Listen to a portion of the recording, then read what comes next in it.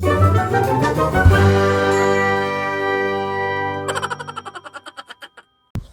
ધોરણ 8ના વિદ્યાર્થીઓ, તમારું બધાનું સ્વાગત છે. હર્ષ બારસે હું છું અને મારી હર્ષ બારસે ચેનલમાં તમારું બધાનું સ્વાગત છે. તમે સામાજિક વિજ્ઞાન ભણો છો અને ઇંગ્લિશ પણ ભણશો. આપણે પહેલું ચેપ્ટર ભણીએ છીએ, એનું નામ છે ભારતમાં યુરોપિયનો અને અંગ્રેજ શાસનની સ્થાપના. આનો પહેલો ભાગ આપણે ભણી ગયા છીએ.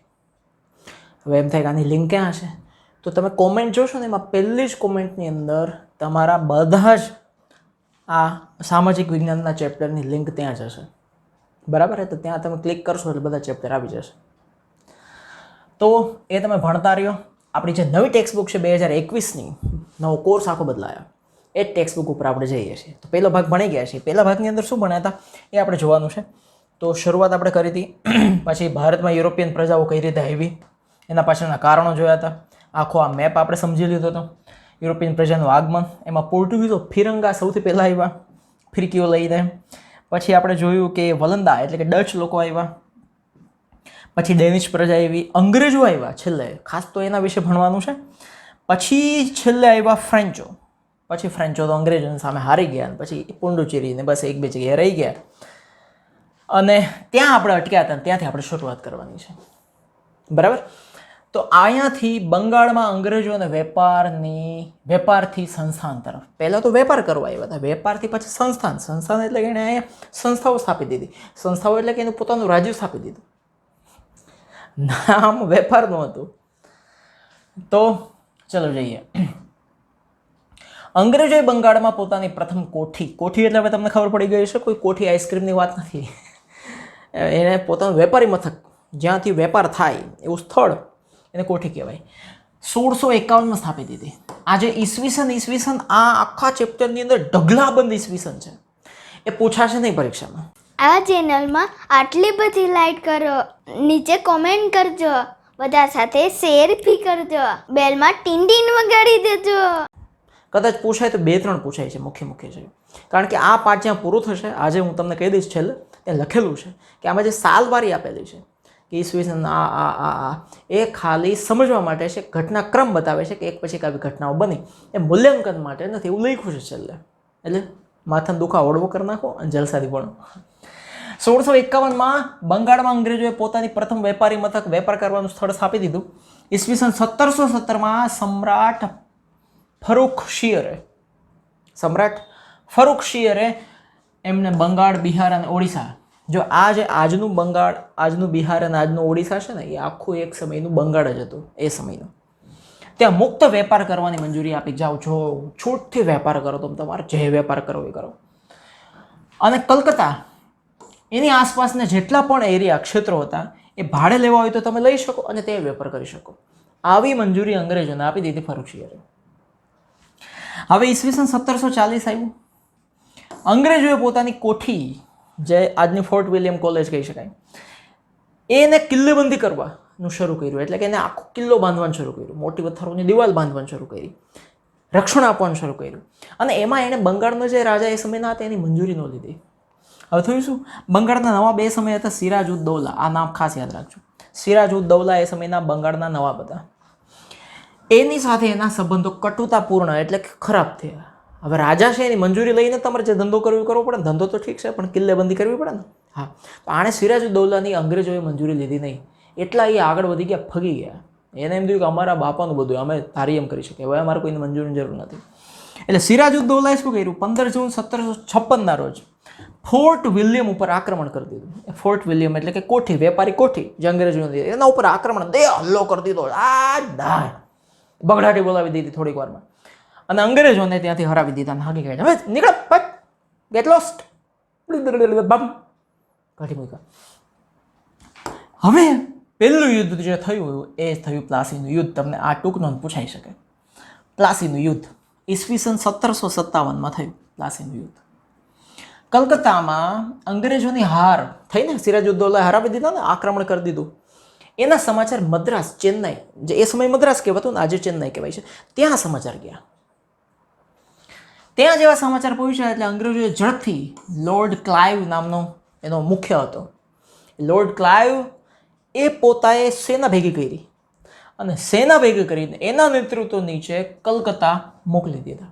એટલે લોર્ડ ક્લાઇવ માણસ, મુખ્ય અંગ્રેજોનો મુખ્ય નેતા, એ સેના લઈને મદ્રાસથી કલકત્તા આવ્યો. કોણે હરાવ્યા અમને? કોણ છે સિરાજુદ્દૌલા? નવાબના વિશ્વાસુ. હવે આ જ સિરાજુદ્દૌલા નવાબ હતા, એના વિશ્વાસુ હતા માણેકચંદ. બરાબર, એને લાંચ લઈ લીધી. જો આ લાંચ લેવાની શરૂઆત. બાકી અંગ્રેજોની હિંમત ને તાકાત હતી કે ઇન્ડિયામાં ઘૂસી શકે? આપણા માણસો ફૂટેજ જો. માણેકચંદે લાંચ લીધી, અંગ્રેજો તરફથી પૈસા લઈ લીધા અને કલકત્તા અંગ્રેજોને સોંપી દીધું કે તમારું પૈસા મને દઈ દો, તમે રાજ કરો. અંગ્રેજોએ હવે કૂટનીતિનો આશરો લીધો. કૂટનીતિ એટલે શું ખબર તમને? કૂટનીતિ એટલે રાજકારણ.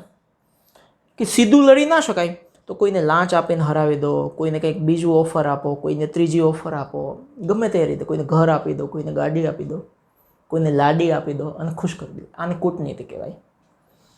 એનો આશરો લીધો અને એમાં લાંચ મુખ્ય હતી. પૈસા આપીને બધાને અંગ્રેજો જીતી લેતા હતા.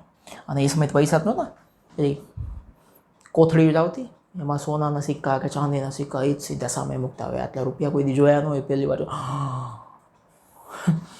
હવે જો, એણે નવાબના મુખ્ય સેનાપતિ, અંગ્રેજોએ શું કર્યું? નવાબના મુખ્ય સેનાપતિ હતા, આખા લશ્કરના મુખ્ય સેનાપતિ, એનું નામ હતું મીર જાફર. એ મીર જાફરને અંગ્રેજો બોલા, અહીંયા મીર જાફર આવ્યો કે જો તારે શું કરવાનું ખબર તને? તારે હારી જવાનું, લડાઈ થાય ને એમાં હારી જશું એટલે આખું બંગાળ જે છે અમારા મસ્તક આવી જશે. હા, તને અમે નવાબ બનાવી દઈશું. નવાબ બનાવવાની ઓફર આપી. જેમ આજકાલના રાજકારણમાં કેમ વડાપ્રધાન બનાવવાની ઓફર આપે, એવી રીતે ઓફર આપી. કોણે ઓફર આપી? અંગ્રેજોએ મીર જાફરને બંગાળના નવાબ બનાવવાની ઓફર આપી. વચન આપ્યું. પ્રાણ જાય પર વચન ના જાય.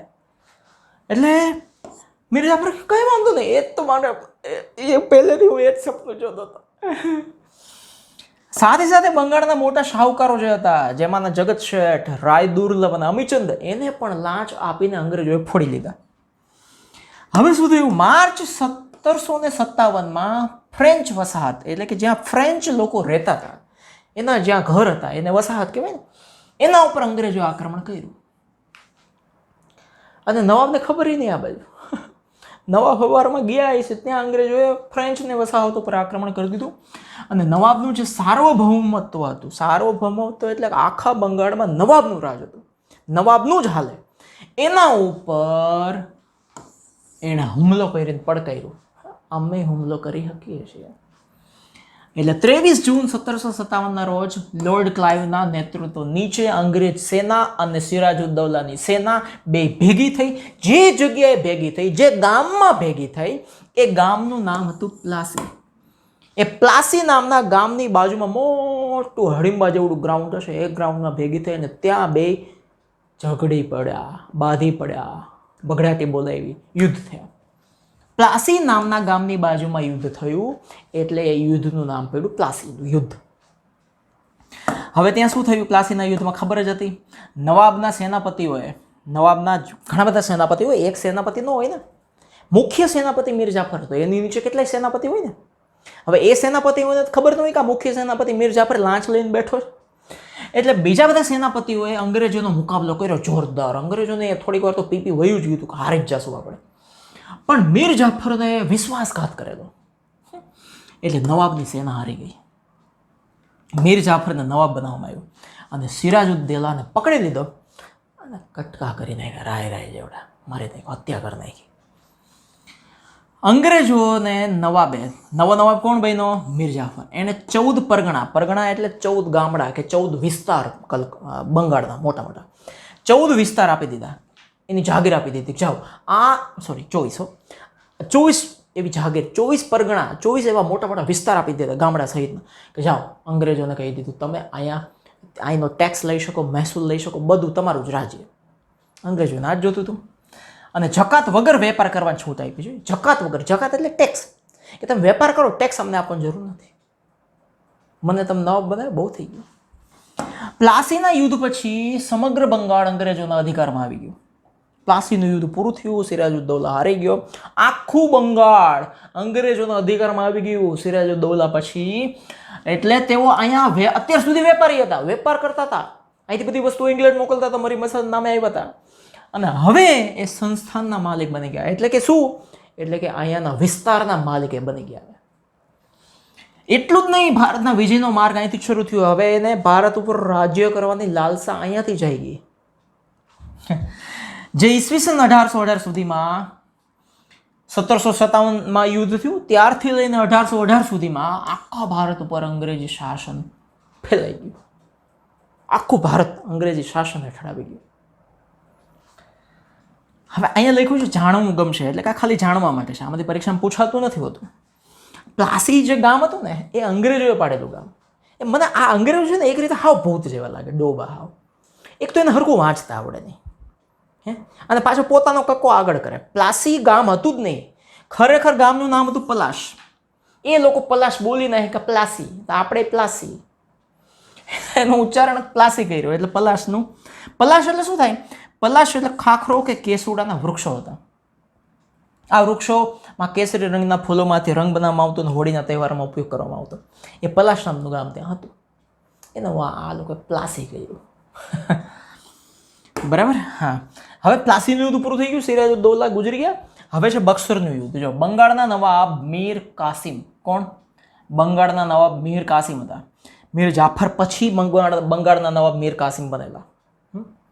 મીર જાફરી પછી પોતાનું વકાલવા માંડ્યા હતા, એટલે એને હટાવીને મીર કાસિમને અંગ્રેજોએ બંગાળના નવાબ બનાવી દીધા. પછી એની હારી પ્રોબ્લેમ થયા, એટલે મીર કાસિમને કઢાવ્યા. એટલે મીર કાસિમે શું કર્યું? અવધના દરબાર, એટલે કે આજનું અયોધ્યા છે ને, એ અવધના નવાબ, પછી એ સમયના જે મુઘલ સમ્રાટ હતા, એ બેયને એણે ફોન કર્યા, વોટ્સઅપ કર્યા, ગમે તે સાથે ભેગા કર્યા, અને અંગ્રેજોને ભારતની બહાર હાંકી કાઢવા માટેની યોજના બનાવી. બંગાળના નવાબ મીર કાસિમ, અવધના નવાબ અને મુઘલ સમ્રાટ ત્રણેય ભેગા થઈને એક યોજના બનાવી, મિટિંગ કરી કે અંગ્રેજોને આપણે કાઢી મૂકી. આ ત્રણેયની સેના 50,000 સૈનિકોની હતી. કેટલા? 50,000. સામે અંગ્રેજોની સેના 7,072 સૈનિકોની હતી. છતાં પણ એ સમયે અંગ્રેજોની સેનાના વડા હતા મેજર મનરો. મેજર મનરો હતા. એણે ભારતના 3 શાસકો સાથે બક્સરનું યુદ્ધ કર્યું 22 ઓક્ટોબર 1764માં. 50,000ની સેના મીર કાસિમ, અવધના નવાબ અને મુઘલ સમ્રાટ ત્રણેય ભેગા થઈને 50,000ની સેના, એની સામે અંગ્રેજોની 7,072ની સેના. યુદ્ધ થયું, બક્સરનું યુદ્ધ થયું 22 ઓક્ટોબર 1764માં. અંગ્રેજો જીતી ગયા એમાં. અને ત્યાં પ્લાસીનો નિર્ણય વધારે દ્રઢ થઈ ગયો. પ્લાસીમાં શું નિર્ણય લીધો હતો? આપણે આ ભારત ઉપર રાજ કરવું. એક સાથે 3 સત્તાઓને હરાવી અંગ્રેજોએ. કોને કોને? બંગાળની સત્તા બીજી, અવધની સત્તા ત્રીજી, મુઘલ સત્તા, ત્રણેયને હરાવી દીધી. એટલે હવે અંગ્રેજોને પડકારી શકે, અંગ્રેજોને કહી શકે હાલો યુદ્ધ કરવું હોય તો કરે. એવું ભારતમાં કોઈ રહ્યું નહીં. હિંમત હારી જાય ને માણસ, એ કરે 3 જણાને હરાવી દીધા. અને બક્સરના યુદ્ધથી અંગ્રેજોને બંગાળ, બિહાર અને ઓરિસ્સા આના દીવાની અધિકારો પ્રાપ્ત થયા. દીવાની અધિકારો એટલે શું? તો કે ત્યાંની જમીન, ત્યાંનો ટેક્સ, ત્યાંના લોકોને કેમ શું કરવું, એ બધો જ નિર્ણય હવે અંગ્રેજો કરવાના હતા. લોકોનું કાંઈ નહીં, કોઈ રાજાનું કાંઈ નહીં. એટલે તેઓ વિધિસરના માલિક બની ગયા. દીવાની અધિકારો મળે એટલે તમે વિધિસરના માલિક બની ગયા. ત્યાંના આ ત્રણેય રાજ્યો, એ સમયના આ ત્રણેય રાજ્યો, આખું બંગાળ એક જ હતું, બંગાળ, બિહાર, ઓરિસ્સા, એ માલિક બની ગયા. જ્યારે વહીવટી જવાબદારી નવાબના શિરે રાખી. જોયું કેવા અંગ્રેજો? જો આ ચાંપલાઓ છે ને, અંગ્રેજો બહુ ખતરનાક વિચિત્ર માણસ હતા, વિચિત્ર ચીજ હતી. અધિકાર બધા જ અંગ્રેજોના. કેટલો ખેડૂતોથી લઈને બધા પાસે કર એટલે કે ટેક્સ ઉઘરાવવો, કેટલા પૈસા લેવા એની પાસે, બધા અધિકારો એની પાસે. પણ વહીવટ એટલે કે રાજ્ય ચલાવવાની જવાબદારી બંગાળના નવાબ ઉપર નાખી દીધી કે રાજ્ય તમારે ચલાવવાનું, પૈસા અમને આપવાના. એટલે પૈસા વગર રાજ્ય કેવી રીતે ચાલે? એટલા માટે ત્યાંથી શરૂઆત થઈ ગઈ દ્વિમુખી શાસન પદ્ધતિ, 2 મોઢાળી શાસન પદ્ધતિ. પૈસા ઓલા બધે ઉઘરાવે અંગ્રેજો, શાસન રાજાએ કરવાનું. એવું તો શક્ય જ નથી ને. બાપા પાસેથી તમે બધા પૈસા લઈ લો ને પછી એમ કહો હવે ઘર હકાલો, તો ક્યાંથી ઘર હાલે? તો અહીંયા 2 યુદ્ધ આપણે પૂરા કર્યા, એક પ્લાસીનું યુદ્ધ અને બીજું છે બક્સરનું યુદ્ધ. તો 2 યુદ્ધ પૂરા થયા. પછી છે મૈસૂર વિગ્રહ. વિગ્રહ એટલે એક પ્રકારનું યુદ્ધ છે. મૈસૂર એ નામ સાંભળ્યું જશે, ભારતનો જ એક ભાગ છે. દક્ષિણ ભારતમાં વિજયનગર સામ્રાજ્યના અંત પછી, વિજયનગર સામ્રાજ્યનો અંત થયો, ખલાસ થયો પછી મૈસૂર હૈદર અલીના નેતૃત્વમાં. કોના નેતૃત્વમાં?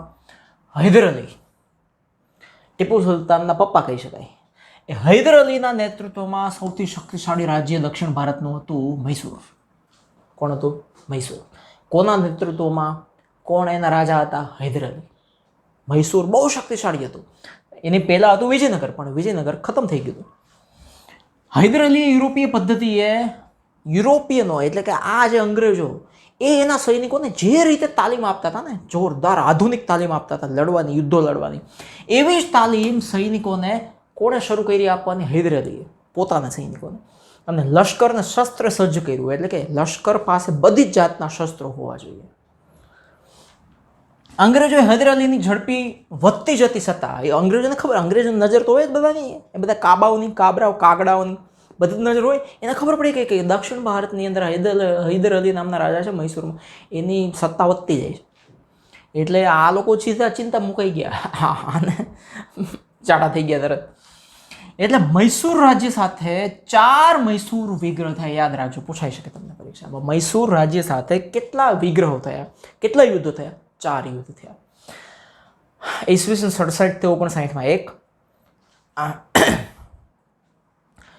ઈસવીસન 1780 થી 84 2, 1790 થી 92 3 અને ઈસવીસન 1799માં ચોથું અને છેલ્લું યુદ્ધ. આ યુદ્ધ પૈકી પ્રથમ 2 યુદ્ધો એટલે કે આ યુદ્ધ, આ પહેલું યુદ્ધ, લોહી પીધું, આ પહેલું યુદ્ધ, આ બીજું યુદ્ધ, આ 2 યુદ્ધ જે છે ને એ હૈદર અલી સાથે થયા. બીજા 2 યુદ્ધ એટલે કે 1992 અને 1799 આ 2 યુદ્ધ હૈદર અલીના શક્તિશાળી પુત્ર ટીપુ સુલતાનની સાથે થયા. પ્રથમ મૈસૂર યુદ્ધ, પહેલું મૈસૂર યુદ્ધ જે આ થયું 1767 થી 69 3 વર્ષ સુધી, એનું કોઈ પરિણામ ન આવ્યું, કોઈ જીતું નહીં, કોઈ હાર્યું નહીં. બીજું જે યુદ્ધ થયું 1780 થી 84 4 વર્ષ સુધીમાં, બીજા વિશ્વ મૈસૂર યુદ્ધ સમયે ઈસવીસન 1782માં હૈદર અલીનું મૃત્યુ થઈ ગયું, પણ યુદ્ધ ચાલુ રહ્યું. છેવટે બંને પક્ષે સંધિ થઈ. 4 વર્ષ યુદ્ધ હાલ્યું. હૈદર અલી મરી ગયા એમાં, પણ યુદ્ધ પૂરું ના થયું. પછી 2 થાયકા, અંગ્રેજો થાયકા અને આ બાજુ મૈસૂરના જે પછી હૈદર અલી પછીના જે રાજા હોય ટીપુ સુલતાન, એ પણ થાયકા. એટલે કીધું કે હાલો સંધિ કરી લઈએ, આપણે 2 કરાર કરી લઈએ, હાથે હાથ મિલાવી લઈએ. પછી ત્રીજું મૈસૂર વિગ્રહ થયું, એમાં ટીપુ સુલતાન હારી ગયા અને ભયંકર હાનિ થઈ. અને ચોથું મૈસૂર વિગ્રહ એટલે મૈસૂર યુદ્ધ થયું. અંગ્રેજોને એક જ લાલસા હતી, સંધિ બંધી બધું સમજ્યા, પણ આ બધું અમારી જ પાસે આવી જવું જોઈએ. એ ચોથા મૈસૂર યુદ્ધમાં ટીપુ સુલતાન વીરગતિને પામ્યા, એટલે ટીપુ સુલતાનનું મૃત્યુ થઈ ગયું. ચોથા, તમને પૂછાઈ શકે ટીપુ સુલતાન કયા મૈસૂર વિગ્રહમાં મરી ગયા? કે ચોથામાં. આ સાથે અંગ્રેજોએ એક શક્તિશાળી શાસકને ખતમ કરી દીધો. દક્ષિણની અંદર મૈસૂર હૈદર અલી નીચે શક્તિશાળી રાજ્ય હતું. ટીપુ સુલતાન અને હૈદર અલી બેયને મારી નાખ્યા અને અંગ્રેજો દક્ષિણની અંદર શક્તિશાળી થઈ ગયા. અંગ્રેજોએ મૈસૂર રાજ્ય અગાઉના વાડિયાર રાજવંશને સોંપી દીધું. એ પહેલાં હૈદર અલી પહેલાંના જે વાડિયાર રાજવંશ હતા મૈસૂરના, એને સોંપી દીધું. અને એના ઉપર સહાયકારી સંધિ લાદવામાં આવી કે અમે કહીએ ત્યાં તમારે સહાય કરવાની, તો અમે તમને સહાય કરશું. આવી સંધિ કરી દીધી. રાજ્ય બધું અંગ્રેજોનું જ, પણ ખાલી આ ચલાવે ત્યાં બેઠું. 2 મોઢાળી શાસન પદ્ધતિ તો હતી, દ્વિમુખી. ત્રીજું, પહેલું યુદ્ધ આપણે જોયું પ્લાસી, પછી બક્સર, પછી મૈસૂર વિગ્રહ, અને હવે છે મરાઠા યુદ્ધ. મરાઠાઓને કેવી રીતે અંગ્રેજો હરાવ્યા. 18મી સદીમાં કંપની મરાઠાની તાકાત તોડવા માટે પ્રયત્નશીલ હતી. 18મી સદીમાં એટલે કે 1701 થી લઈને 1800 સુધીમાં, આ 100 વર્ષને 18મી સદી કહેવાય. એમાં એ લોકોને એક જ ઈચ્છા હતી કે મરાઠા બહુ મજબૂત છે, એને હરાવી. 1761માં પાણીપતનું યુદ્ધ થયું અને પાણીપતનું ત્રીજું યુદ્ધ થયું. એમાં મરાઠાઓ હારી ગયા અને દિલ્હીની ગાદી હસ્તગત કરવામાં નિરાશા મળી. એમ નિરાશા. કોને નિરાશા મળી દિલ્હીની ગાદી હસ્તગત કરવામાં? મરાઠાઓને. અને કોના હાથમાં બધું આવી ગયું? અંગ્રેજોના હાથમાં. મરાઠાઓએ પોતાના રાજ્યને કેટલાક વિભાગોમાં વહેંચી દીધું. તેમણે દરેક વિભાગ ઉપર સિંધિયા, હોલકર, ગાયકવાડ, ભોંસલે, આ બધા રાજવંશો હતા, રાજબીજ હતા બધા. એને સત્તા આપી દીધી કે ભાઈ એક વિભાગ તો કે આ સિંધિયા રાજાઓ સંભાળશે, બીજો વિભાગ તો કે હોલકર રાજાઓ સંભાળશે, ત્રીજો તો કે ગાયકવાડ રાજા સંભાળશે, ચોથો તો કે ભોંસલે રાજા સંભાળશે. આવી રીતે એણે બધાને વહેંચી દીધા. આ રાજવંશો પેશવાના નિયંત્રણમાં હતા કે એનો મુખ્ય પેશવા કહેવાય. તમે બાજીરાવ મસ્તાની જોયું હશે, એમાં જે રણવીરસિંહ જાય છે ને પેલા તીર મારવાને પોતાને રાજા યોગ્ય ઠેરવા, તો જ્યારે મુખ્ય બેઠા છે ને પેશવા બેઠા છે, એની સામે બધા અલગ અલગ વિભાગના રાજાઓ બેઠા છે. એ રાજાઓ હતા.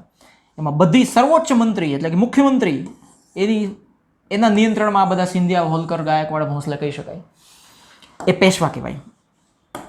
પેશવાના નિયંત્રણ હેઠળ કોન્ફેડરેસી એટલે શું? ઇંગ્લિશમાં કોન્ફેડરેસી છે, રાજ્યમંડળના સભ્યો હતા. કોન્ફેડરેસી એટલે શું? ઉપરના જે ભાગ કર્યા ને, સિંધિયા રાજ્ય, હોલકર રાજ્ય, ગાયકવાડ રાજ્ય, ભોંસલે રાજ્ય, આ બધા રાજ્યોનું યુનિયન, આ બધા રાજ્યોનું ગ્રુપ, બરાબર, એ ગ્રુપને કહેવાય કોન્ફેડરન્સી. બરાબર. એ પેશવાના નિયંત્રણમાં બધા રાજ્યમંડળના સભ્યો હતા. નિયંત્રણ કોનું? પેશવાનું. એ પેશવાનું રાજ્યમંડળ હતું, એના બધા જ સભ્યો ઉપરના. પેશવા લશ્કરી અને વહીવટી વડા હતો. લશ્કરની તાકાત એ બધી પેશવા પૂરી પાડે. બધા રાજ્યોનો વહીવટ કેમ કરવો એ પણ પેશવા બેઠા બેઠા કરે. એનું મુખ્ય મથક પુણેમાં હતું, એટલે કે પેશવા પુણેમાં બેસતા. મરાઠા અને અંગ્રેજો વચ્ચે કેટલાક યુદ્ધ થયા. પ્રથમ યુદ્ધ થયું 1775 થી 82માં, અને સાલબાઈની સંધિ થઈ ત્યારે. કઈ? સાલબાઈની સંધિ. અહીંયા લખ્યું નથી, પણ એ સાલબાઈની સંધિમાં શું હતું? પહેલા મરાઠા યુદ્ધ પછી થયા.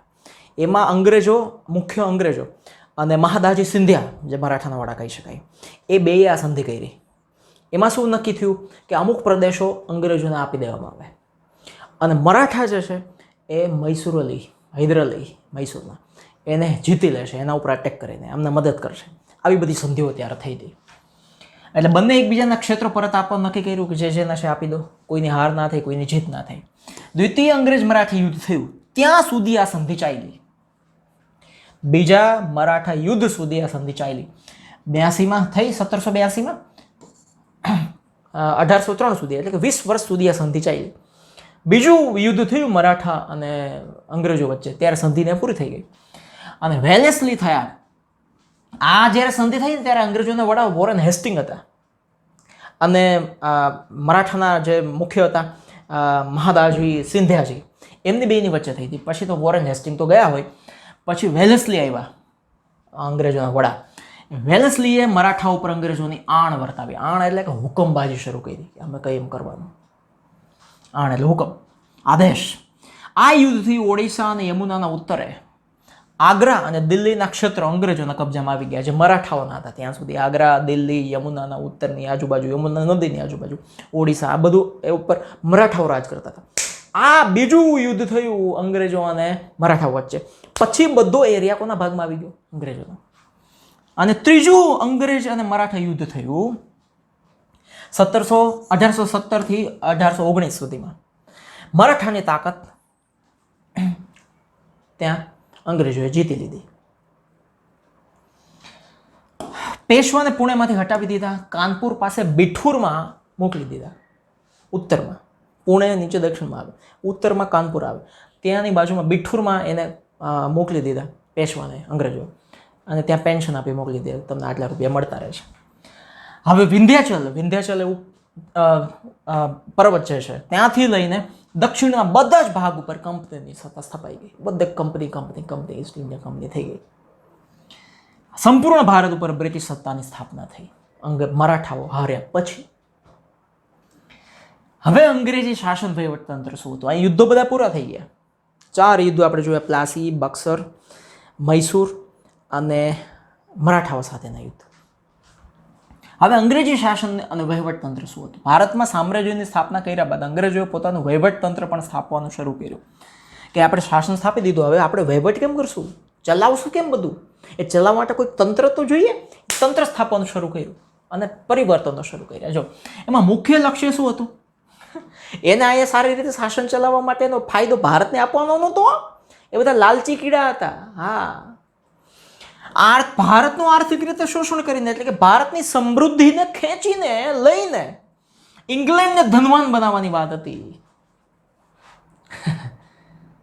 ઇંગ્લેન્ડને પૈસાદાર બનાવવાની વાત હતી. એટલે સ્વાભાવિક રીતે જ વહીવટી તંત્ર ભારતીય પ્રજાના કલ્યાણ માટે કામ કરવા એ હવે ઇંગ્લેન્ડને ધનવાન બનાવવાનું હતું, અહીંથી પૈસા અને સામાન ને બધું લૂંટીને. તો સીધી વાત છે, ભારતીય પ્રજાના કલ્યાણની તો વાત જ ન આવે. સીધી કોને કલ્યાણની વાત થાય? બ્રિટિશ કલ્યાણની વાત થાય. બ્રિટિશરોનો ફાયદો થાય એવું કરો આપણે. આપણો દેશ ઇંગ્લેન્ડ છે, આપણા દેશ ઇંગ્લેન્ડને ફાયદો થવો જોઈએ. ભારતને લૂંટો, જેટલું લૂંટી શકાય એટલું લૂંટો. આપણો ક્યાં દેશ છે? એટલે એણે ભારતમાં આધુનિક વહીવટી તંત્રનું માળખું સ્થાપી દીધું. હવે એમાં પહેલું સરકારનું માળખું. ઈસવીસન 1773 વિભિન્ન સનદી ધારાઓ દ્વારા, સનદી ધારાઓ એટલે શું? સનદી એટલે ઇંગ્લિશમાં એને સિવિલ કહેવાય. સિવિલ કાયદો કહેવાય ને, જેમ કે કેવી રીતે રાજ્ય ચલાવવું, એ બધા કાયદાને સનદી ધારા કહેવાય, સિવિલ લો કહેવાય, કાયદા કહેવાય. એના દ્વારા એને ભારતમાં વહીવટી તંત્રનું નિયંત્રણ કર્યું, કંટ્રોલ કર્યું. પછી એવી નિયામક ધારા, એમાં ભારતમાં એણે શું કર્યું? કંટ્રોલ કરવા માટે નિયામક ધારા એટલે નિયંત્રણ ધારા. ભારતમાં કંટ્રોલ કરવા માટે, ભારતને આખું ચલાવવા માટે એણે ગવર્નર જનરલની નિમણૂક કરી. એટલે આખા ભારતમાં અત્યાર સુધી ઈસ્ટ ઇન્ડિયા કંપની રૂલ કરતી હતી, શાસન કરતી હતી. હવે શું થશે?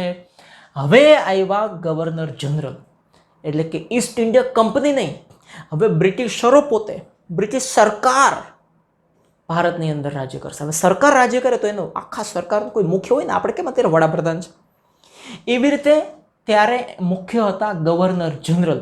આ પદની સ્થાપના થઈ 1773માં. અને સુપ્રીમ કોર્ટ પણ ત્યારે બનાવવામાં આવી કે કંઈક પ્રોબ્લેમ થાય તો સુપ્રીમ કોર્ટમાં જઈને લડવાનું. ગવર્નર જનરલ ભારતના વહીવટી તંત્રનો સર્વોચ્ચ વડો હતો. કોણ? Governor general. આખો વહીવટ ભારતનો જે ચાલે એ આખા ભારતના વહીવટનો વડો, મેંદુ વડો નહીં, દાળ વડો નહીં, આખા ભારતના વહીવટ, આખા ભારતના તંત્રનો વડો ગવર્નર જનરલ હતા. અને એને મદદ કરવા માટે 3 અધિકારી હતા, એ એને મદદ કરે. બરાબર. ઈસવીસન 1813માં બ્રિટિશ સંસદ, અત્યારે કેમ ભારતની અંદર સંસદ સભા હોય દિલ્હીમાં, એવી રીતે બ્રિટનમાં એટલે કે ઇંગ્લેન્ડમાં સંસદ સભા હતી. એ સંસદે સનદી ધારા દ્વારા, એટલે કે સિવિલ કોડ દ્વારા કંપનીનો વેપારિક એકાધિકાર સમાપ્ત કરી દીધો. એટલે કે ઈસ્ટ ઇન્ડિયા કંપની આખા ભારતમાં જે વેપાર કરતી હતી એ અધિકાર જે આપ્યો હતો બ્રિટિશની સંસદે, એ એણે ખતમ કરી દીધો. હવે ઈસ્ટ ઇન્ડિયન કંપની આખા ભારતમાં વેપાર નહીં કરી શકે, બસ બંધ કરી દો તમે ધંધો બધો. તો શું કે હવે શું થશે ભારતમાં? 1833માં શું થયું? સંપૂર્ણપણે બ્રિટિશ સંસદના નિયંત્રણમાં મૂકી દીધો. હવે તમારે જો વેપાર કરવો હોય તો અત્યાર સુધી ઈસ્ટ ઇન્ડિયા કંપની સ્વતંત્ર હતી ભારતમાં વેપાર કરવા માટે, પણ હવે એ ઈસ્ટ ઇન્ડિયા કંપની સ્વતંત્ર નથી ભારતમાં વેપાર કરવા માટે. તો હવે ભારતમાં વેપાર કરવો હોય તો બ્રિટિશ સંસદની મંજૂરી લેવી પડશે. એટલે કે હવે ભારતમાં ઈસ્ટ ઇન્ડિયા કંપનીનું નહીં ચાલે, તો હવે ભારતની અંદર બ્રિટિશ સંસદનું ચાલશે. એટલે તો એણે ગવર્નર જનરલ મૂકી દીધા કે એ બધું સંભાળશે. સનદી ધારાએ વિશાળ સત્તાઓ ધરાવતા ગવર્નર જનરલ એટલે કે વડો થઈ ગયો આખા ભારતની અંદર જેટલું અંગ્રેજોનું શાસન છે એનો બાપ, એની પાસે કેટલી વિશાળ સત્તાઓ હતી. એવા ગવર્નર જનરલની નિમણૂક કરી જે સંપૂર્ણ ભારત પર કાયદા ઘડી શકતા હતા. ગવર્નર જનરલ પાસે એવો તાકાત હતી બ્રિટિશ સંસદની કે જેવા બને એવા કાયદાઓ ઘડી શકે અને ભારત ઉપર લાગુ કરી શકે. આ ગવર્નર જનરલની પરિષદમાં એક કાયદા સભ્યને નિમવામાં આવ્યું, કાયદા સભ્યને, કે જે બધા કાયદાઓ ઉપર ધ્યાન રાખે. સનદી ધારા 1853 એમાં બ્રિટિશ સંસદે ઈસ્ટ ઇન્ડિયા કંપની પર પોતાનું પ્રભુત્વ વધારી દીધું કે હવે બ્રિટિશ ઈસ્ટ ઇન્ડિયા કંપની જે છે એના ઉપર બ્રિટિશ સંસદ કે એમ કરવાનું. ઓકે, ઈસ્ટ ઇન્ડિયા કંપની ભમ. અને મોટાભાગની સત્તાઓ એની પાસે લઈ લીધી. ઈસ્ટ ઇન્ડિયા કંપની પાસે સત્તાઓ રહેવા જ ના દીધી. એટલે ઈસ્ટ ઇન્ડિયા કંપની હવે નામની કંપની રહી ગઈ. થઈ ગયું. હવે સનદી સેવાઓ એટલે કે સિવિલ સર્વિસીસ. એટલે સિવિલ સર્વિસ એટલે શું? તો કે કોર્ટની સ્થાપના કરવી, સ્કૂલો, કેવી રીતે પંચાયતની સ્થાપના કરવી, કે લોકો એક પ્રકારનો ચોક્કસ પ્રકારનો વહીવટથી આગળ વધે, સરકારની સ્થાપના કરવી. અત્યાર સુધી સરકારી તંત્ર તો હતું જ નહીં. આ સરકારી તંત્રને સનદી સેવાઓ કહી શકાય એક રીતે. અત્યાર સુધી એ તંત્ર હતું જ નહીં. અત્યાર સુધી રાજાઓ બધું કરતા હતા, એના અધિકારીઓ બધું કરતા હતા. હવે સરકાર આવી ગઈ તો સરકારમાં એક મુખ્ય હોય, એની નીચે અધિકારી, એની નીચે અધિકારી, એની નીચે અધિકારીઓ છેક સુધી. કાંઈ પણ તમારે વિવાદથી લઈને કાંઈ પણ થાય તો તમારે એ જે વિભાગના અધિકારીઓ ત્યાં જવું પડે. એ બધી અધિકારીઓ સનદી સેવાઓમાં આવી જાય. આજે પણ આપણે કેમ તલાટીથી લઈને આઈએસ આઈપીએસ સુધીના અધિકારીઓ બનવા માટે અલગ અલગ પરીક્ષાઓ આપતા હોય બધા, એ સનદી સેવાઓમાં જ જાય છે, ઇંગ્લિશમાં જઈને કે ભાઈ સિવિલ સર્વિસીસમાં જાય છે. ગવર્નર જનરલ કોર્નવોલિસ આવ્યા, એણે ભારતમાં સનદી સેવાઓ શરૂ કરી. એણે કંપનીના કર્મચારીઓ અત્યાર સુધી શું કરતા હતા? ભ્રષ્ટાચાર કરતા હતા. એના ઉપર એણે પ્રતિબંધ મૂકી દીધો અને નિયંત્રણો લગાવી દીધા. મહેસૂલ તંત્ર એટલે કે કર ઉઘરાવવા માટેનું જે તંત્ર હતું કે બધો કર ભેગો કરતા હતા, ટેક્સ, અને ન્યાયતંત્ર જે ચુકાદા બધા આપતા હતા, એ બે જુદા કર્યા. એ અત્યાર સુધી ભેગા હતા, બે અલગ અલગ કર્યા. કોણે? કોર્નવોલિસે. કલેક્ટરને સવેતન અવ્યવસ્થિત સેવાઓ સોંપવામાં આવી. કલેક્ટર બનાવવામાં આવ્યા કોઈ માણસોને, સવેતન એને પગાર અપાશે અને તમારે આટલા આટલા કામ કરવા, એ કામનું લિસ્ટ એને આપી દીધું. વેલેસ્લીએ શું કર્યું? કોર્નવોલિસ પછી આવ્યો વેલેસ્લી. એને ભારતીય સનદી સેવામાં બ્રિટનથી આવતા અધિકારીઓ માટે એક તાલીમ સંસ્થાની સ્થાપના કરી કે બ્રિટનથી અધિકારીઓ અહીંયા આવે છે અને ભારતમાં સનદી સેવામાં એટલે કે કલેક્ટરથી લઈને અલગ અલગ જગ્યાએ અલગ અલગ કામ કરે છે, તો એને તાલીમ આપવી જરૂરી છે. કારણ કે આ બ્રિટન નથી, આ ઇંગ્લેન્ડ નથી, આ યુરોપ નથી, આ ભારત છે. તો કઈ રીતે કામ કરવું એની તાલીમ સંસ્થા શરૂ કરી કોણે? વેલેસ્લીએ, જે કલકત્તામાં ફોર્ટ વિલિયમ કોલેજ તરીકે ઓળખાય છે આજની.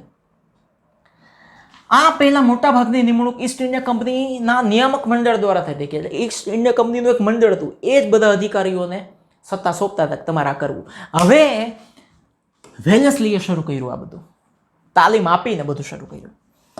હવે આવ્યા ડેલહાઉસી આવ્યા. કોણ આવ્યા? ડેલહાઉસી. ડેલહાઉસીના સમયમાં બ્રિટિશ સંસદે શું કર્યું? 1853માં સનદી ધારા એટલે કે સિવિલ કોડ એના નીચે સનદી સેવાઓમાં એટલે કે સિવિલ, તમારે કલેક્ટર બનવું છે, તમારે તલાટી બનવું છે, કે જે એ સમયના અધિકારીઓના પદ હશે, એ પદમાં તમારે આવવું છે, એ પદમાં તમારે સેવા કરવી છે. હા, તો સ્પર્ધાત્મક પરીક્ષાઓ શરૂ કરી. આ સ્પર્ધાત્મક પરીક્ષાઓ કોણે શરૂ કરી? ડેલહાઉસીએ. ક્યારે? 1853માં. પછીથી ભારતીયો પણ આવી. પહેલા તો બ્રિટિશ લોકો માટે જ હતી આ, કે પરીક્ષા આપીને કલેક્ટરથી લઈને બધી વસ્તુ બની શકતા હતા.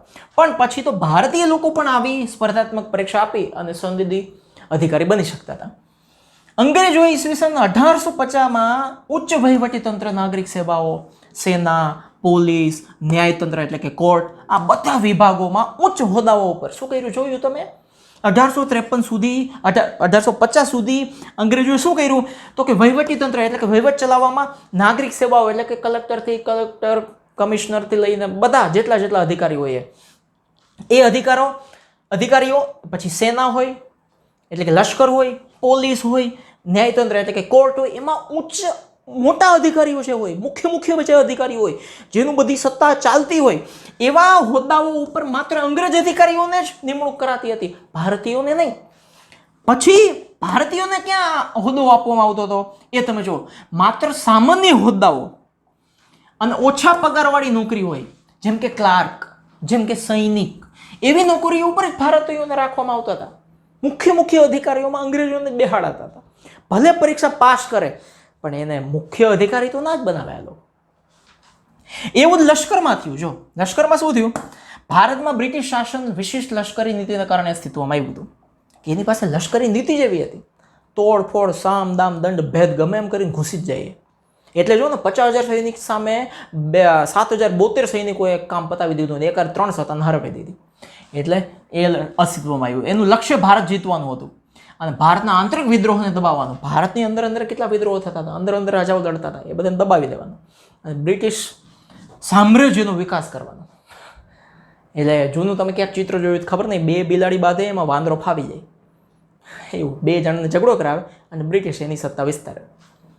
એમાં એ સફળ થયા હતા. પાછા અંગ્રેજો એમાં સફળ થયા હતા. કંપનીની સેનામાં અનેક ભારતીય સૈનિકો હતા. અંગ્રેજો જ માત્ર ઉચ્ચ અધિકારીઓ બની શકતા હતા. ભારતીય લશ્કરમાં સુબેદારથી ઊંચો એક હોદ્દો નહોતા. બસ મોટો હોદ્દો એનો સુબેદારનો. લશ્કરના વડા કે સેનાપતિ એ કોઈ ના બની શકે. સૈનિકોને પગાર મળતો હતો નીચે. હવે આ એક જાણવું ગમશે એમાં એવું છે કે 1857 સુધી કંપનીના લશ્કરમાં 3,11,400 સૈનિક હતા. એમાં 2,65,900 ભારતીય સૈનિક હતા. સૈનિકો બધા ભારતીય, ઊંચા હોદ્દા ઉપર બધા અંગ્રેજો. હવે જો પોલીસ તંત્ર કેવું હતું? લશ્કર જેટલું જ મહત્વનું બ્રિટિશનું પોલીસ તંત્ર હતું. એનું લશ્કર જેટલું પાવરફુલ, મસ્ત, તાલીમબદ્ધ હતું ને એવું જ એનું પોલીસ તંત્ર હતું. એની શરૂઆત કોણે કરી હતી પોલીસ તંત્રની? તમને પૂછાઈ શકે એક માર્કમાં. પોલીસ તંત્રની શરૂઆત કોર્નવોલિસે કરી હતી. કોણે? કોર્નવોલિસે પોલીસ તંત્રની શરૂઆત કરી હતી. પરંપરાગત ભારતીય સામતશાહી પોલીસ ખાતાની જગ્યાએ, પહેલામાં સામતશાહી હતી આપણી રીતે, રાજાઓ પોતાની રીતે બધા પોલીસો નિમતા હતા. એની જગ્યાએ આણે શું કર્યું? અંગ્રેજોએ આધુનિક પોલીસ ખાતાની સ્થાપના કરી. ચોકીઓ બેસાડી. આજે કેમ પોલીસ સ્ટેશન હોય છે અલગ અલગ જગ્યાએ, એવી રીતે અલગ અલગ જગ્યાએ ચોકીઓ રહેતી હતી.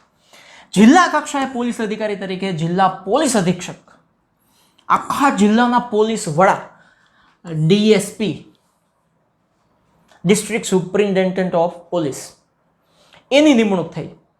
આખા જિલ્લાના વડા. પછી એની નીચે બીજા પોલીસ અધિકારી આવે, એની નીચે ત્રીજા પોલીસ અધિકારી આવે. વિભિન્ન એટલે કે જુદી જુદી જગ્યાએ પોલીસ સ્ટેશનની શરૂઆત કરાવી. એના ઉપર એક ફોજદારની નિમણૂક કરે કે આ પોલીસ સ્ટેશન એનો એક ફોજદાર એટલે કે એનો વડો, એની નિમણૂક કરે. ગામડામાં પણ ચોકીદારની નિમણૂક કરે. ગામડું નાના ગામડા હોય તો ત્યાં ચોકીદાર હોય પોલીસના. પોલીસ તંત્રમાં પણ ઉચ્ચ હોદ્દા ઉપર માત્ર અંગ્રેજો જ હતા. ન્યાય પાસે ભારતીયો નહીં.